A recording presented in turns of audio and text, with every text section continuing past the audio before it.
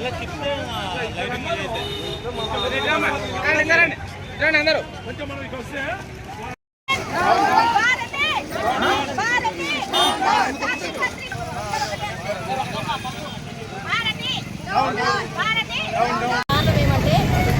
మంచి ఉద్దేశంతో చంద్రబాబు నాయుడు గారు అమరావతి నిర్మించి దేవత లోకంగా పరిగణించబడుతుందని చెప్పి ఒక వాక్యం చేసినాడు.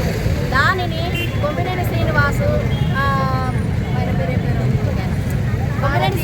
భారత్ రెడ్డి సాక్షి మీడియా వాళ్ళు దీన్ని వేశ్యలకు నిలయం ఇది అని చెప్తున్నారు. అది ఎంతవరకు కరెక్ట్ అంటే వాళ్ళు కూడా ఇదే ఆంధ్రప్రదేశ్లో నివసిస్తున్నారు, ఇదే ఆంధ్రప్రదేశ్లో పనులు చేసుకుంటున్నారు. వాళ్ళ మీడియా వాళ్ళ ప్రభుత్వం పనిచేసింది కూడా గత ప్రభుత్వం అదే అమరావతిలోనే. కానీ వాళ్ళకి ఇప్పుడు వేశ్యల నిలయంగా కనపడుతుంది అంటే ఎంతవరకు కరెక్ట్? ఇదే జగన్మోహన్ రెడ్డి తన చెల్లెల్ని అమ్మను ఆస్తి కోసం బయటకు పెట్టేశాడంటే మహిళల విలువ ఆ జగన్కు తెలియదు.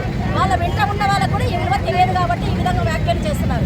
ఇది మేము ఎంత బాధతో ఖండిస్తున్నాం. అమరావతి రైతులు ఒక్కొక్క మహిళా రైతు రోడ్లకి ప్రతి ఊరు ప్రతి గేరు తిరిగినారు. వాళ్ళు భూములు ఇచ్చింది కాక అమరావతికి ఎంతో గొప్ప వాళ్ళను కూడా మేము ఈ విధంగా మాట్లాడుతూ ఉంటే నీకు వచ్చే ఫ్యూచర్లో 11 సీట్లు కూడా గల్లంతా నీకు ఈ మహిళలు తలుచుకున్నారంటే నాశనం అయిపోతారు. మహిళల జోలికి వచ్చిన ఎవరు బాగుపడినట్టు చరిత్రలో లేదు.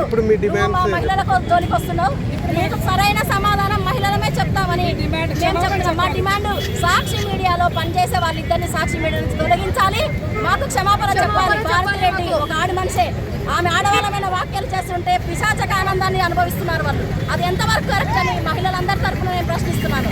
ఖచ్చితంగా వాళ్ళు మాకు క్షమాపణ చెప్పాలి. ప్రతి స్టేషన్లో వాళ్ళపై కేసు నమోదు చేసి మరీ శిక్షించాలి వాళ్ళని మాత్రం. మా మహిళల మనోభావాలు దెబ్బతీసినందుకు ఖచ్చితంగా వాళ్ళకి క్షమాపణ చెప్పాల్సిందే. మేము వాళ్ళకి సరైన సమాధానం కూడా ఫ్యూచర్లో వాళ్ళకి చెప్పే తీరుతాం. ఇదే బుట్టా రాజశేఖర రెడ్డి అన్న మమ్మల్ని ఎంతమంది వచ్చినారంటే ఈరోజు ఎందుకు వచ్చింటారు? ఆయన చేసే మంచి పనుల వల్ల, ఆయన మమ్మల్ని దగ్గర తీయడం వల్ల మా మొగుళ్ళు నమ్మి పంపిస్తున్నారంటే బుట్టా రాజన్న నమ్మి పంపిస్తున్నారు అంటే ఆయన పరిపాలన సుభిక్షమనే కదా. అట్లాంటి చంద్రబాబు పరిపాలన వీనికి నమ్మకం లేదా? మమ్మల్ని కించపరుస్తూ మా ప్రభుత్వాన్ని కించపరుస్తూ ఎంతవరకు కరెక్ట్ ఇదని నేను మీడియా ద్వారానే ప్రశ్నిస్తున్నాను. వాళ్ళు మాకు ఖచ్చితంగా క్షమాపణ చెప్పాలి. 175 సీట్ల నుంచి 11 పడిపోయినాడు, సరిపోలే. మహిళలు ఉసురు తగలాలి ఈసారి అంతే.